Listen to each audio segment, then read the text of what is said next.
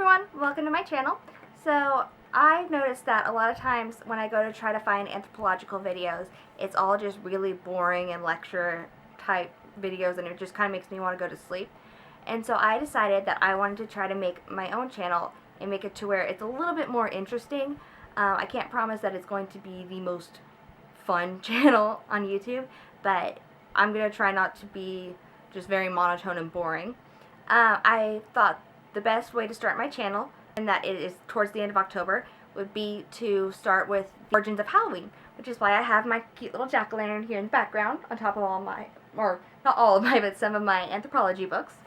I didn't really know where it came from. I knew it was a pagan holiday, but I didn't know the background behind it, and so this is something that was at least interesting to me. Let me know in the comments below if you have anything you want me to cover, and go ahead and hit that subscribe button as well. So let's go ahead and get started.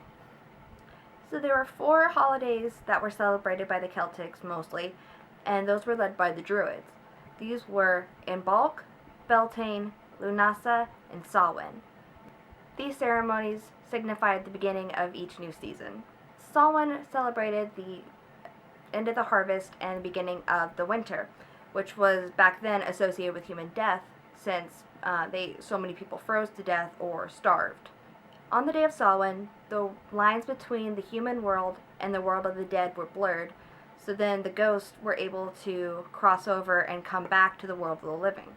Now, the Celtics believed that these ghosts were very mischievous and they would destroy crops or just cause general mayhem, and so they would dress in costume made out of animal skins and heads, so that way the ghosts would confuse them and think that they were actually spirits instead of humans. And so they had this big sacred bonfire that the Druids would leave, and they would sacrifice crops and animals and even some criminals that would be rounded up for just the occasion, and they would actually be burned alive. The bonfire and the costumes were there to ward off the ghosts. It was a common belief that ghosts were actually afraid of fire. And so once the celebration was done, everybody would take a piece of the sacred bonfire and relight the hearth in their home to protect themselves from the impending winter coming, as well as to keep any ghosts away from them and their families. So when the Romans came in 55 to 54 BCE, they wanted to pretty much squash out anything that was not Catholic. And so they weren't going to let the Celtic traditions continue, obviously. However, they did kind of accept Samhain, but they modified it. So everyone agreed that around November 1st that the dead should be celebrated and remembered. So the Catholics took the Samhain holiday and they turned it into All Saints' Day. And so back in the 8th century BCE, Pope Gregory III established All Saints' Day, but it wasn't celebrated in all the Catholic churches until 834 CE. All Saints' Day was created because there weren't enough days in the year to celebrate all the saints who had died. Immediately following All Saints' Day, the Catholic Church created All Souls' Day. This was a day that was going to celebrate everyone who had died in some sort of faithful way that was not a martyr or a saint. And basically, so they wanted to be able to have people pray and send them from purgatory into heaven. And back in medieval times, people would walk the streets wearing all black and ring bells and beg people to pray for those who had died. The church in England actually used to ring the bells all day on November 2nd until Queen Elizabeth declared that it was popish nonsense and that it was offensive to royal ears, which may be the most British thing I have ever heard. They also had parades that would go around and people would be honoring those who had died. And the poor would come up and beg for food. Now, people would give them what were called soul cakes, and these were given in exchange for the poor to pray for those who had died.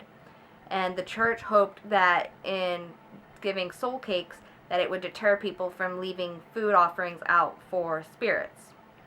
This started the practice of going a souling, which was when kids would go around to different houses and be given ale or food or money in exchange for prayers. So it slowly started becoming known as Halloween, and people across the country were starting to be more involved in Catholicism. However, there were still parts of people who lived in the country where they still practiced the ancient magical rites. That would be things like enhancing fertility or trying to appease the local spirits. Now, the priests didn't really care what was going on with those who were practicing magic just because there was no conflict between them and the church. They didn't agree with it, but they weren't going to tell people that they couldn't do it.